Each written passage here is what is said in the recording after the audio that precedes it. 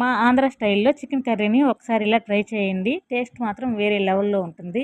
దానికోసం ముందుగా చికెన్ను శుభ్రంగా కడిగి పక్కన పెట్టుకోవాలి. స్టవ్ వెలిగించి కడాయి పెట్టి అందులో ఆయిల్ వేసుకోవాలి. ఆయిల్ హీట్ ఎక్కాక కట్ చేసుకున్న ఆనియన్స్ అలాగే పచ్చిమిర్చిని వేసుకొని దోరగా వేయించుకోవాలి.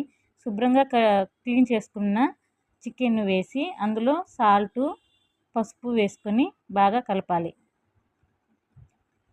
కొంచెంసేపు ఉడికాక కరివేపాకు పుదీనా కూడా వేసి తర్వాత టమోటాను వేసుకోవాలి. అందులోనే అల్లం వెల్లుల్లి పేస్టు 2 స్పూన్లు వేసుకోవాలి. ఇప్పుడు మొత్తం కలిపి ఒక 15 నిమిషాలు ఉడకనివ్వాలి. చికెన్ బాగా ఉడికాక అందులో రుచికి సరిపడా కారం, పసుపు, ధనియాల పొడి వేసుకొని నీళ్ళు పోసుకోవాలి. అలాగే చికెన్ మసాలా కూడా వేసుకొని నీళ్ళంతా ఇంకిపోయేదాకా